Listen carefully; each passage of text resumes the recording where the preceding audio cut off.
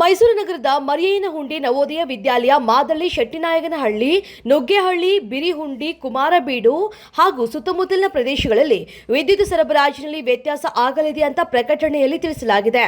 ಅರಮನೆ ಮಂಡಳಿ ವತಿಯಿಂದ ಅರಮನೆ ಆವರಣದಲ್ಲಿ ಫಲಪುಷ್ಪ ಪ್ರದರ್ಶನಕ್ಕೆ ಸಂಬಂಧಪಟ್ಟಂತೆ ಪೂರ್ವಭಾವಿ ಕಾರ್ಯಕ್ರಮಗಳು ಪ್ರಗತಿಯಲ್ಲಿರುವುದರಿಂದ ಡಿಸೆಂಬರ್ 17ರಿಂದ ಜನವರಿ 5ರವರೆಗೆ ಮೈಸೂರು ಅರಮನೆ ಆವರಣದಲ್ಲಿ ಸಂಜೆ 7 ಗಂಟೆಯಿಂದ 8 ಗಂಟೆಯವರೆಗೆ ನಡೆಸುವ ಧ್ವನಿ ಮತ್ತು ಬೆಳಗು ಕಾರ್ಯಕ್ರಮವನ್ನು ತಾತ್ಕಾಲಿಕವಾಗಿ ರದ್ದುಗೊಳಿಸಲಾಗಿದೆ.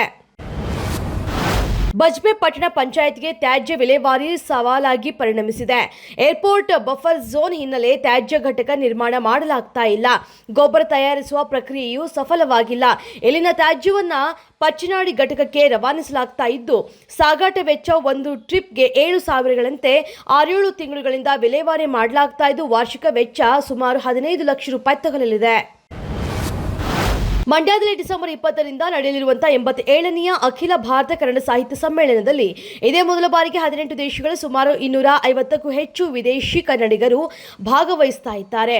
ಅಲ್ಲದೆ ಸಾಹಿತಿ ಪುತೀನ ಅವರ ಪುತ್ರಿ ಅಲಮೇಲು, ಕನ್ನಡ ಸಾಹಿತ್ಯ ಪರಿಷತ್ತಿನ ಸಂಸ್ಥಾಪಕರಲ್ಲಿ ಒಬ್ಬರಾದ ಕನ್ನಡದ ಮೊಟ್ಟಮೊದಲ ಶಬ್ದಕೋಶದ ಕರ್ತೃ ಫರ್ಡಿನೆಂಡ್ ಕಿಟಲ್ ಅವರ ವಂಶಸ್ಥರು ಇದರಲ್ಲಿ ಸೇರಿರುವುದು ಮತ್ತೊಂದು ವಿಶೇಷ. ನಟಿ ಪವಿತ್ರ ಗೌಡ ಅವರ ಬಿಡುಗಡೆಯ ದಿನವೇ ಕಾಕತಾಳೀಯ ಎಂಬಂತೆ ನಗರಕ್ಕೆ ಬಂದಿದ್ದ ಅವರ ಮಾಜಿ ಪತಿ ಸಂಜಯ್ ಸಿಂಗ್ ಪವಿತ್ರ ಗೌಡ ಅವರಿಗೆ ಜಾಮೀನು ಸಿಕ್ಕಿ ಬಿಡುಗಡೆಯಾಗಿದ್ದಕ್ಕೆ ಸಂತಸ ವ್ಯಕ್ತಪಡಿಸಿದ್ರು. ಕೆಂಪೇಗೌಡ ಅಂತಾರಾಷ್ಟ್ರೀಯ ವಿಮಾನ ನಿಲ್ದಾಣದ ಬಳಿ ಸುದ್ದಿಗಾರರೊಂದಿಗೆ ಮಾತನಾಡಿದ ಸಂಜಯ್ ಸಿಂಗ್, ಪವಿತ್ರ ಗೌಡ ಮೇಲಿನ ಒಲವಿನಿಂದ ನಾನು ಬೆಂಗಳೂರಿಗೆ ಬಂದಿಲ್ಲ. ಇದನ್ನೆಲ್ಲ ಮಾಡೋಕ್ಕೆ ನನಗೆ ಇಷ್ಟ ಇಲ್ಲ.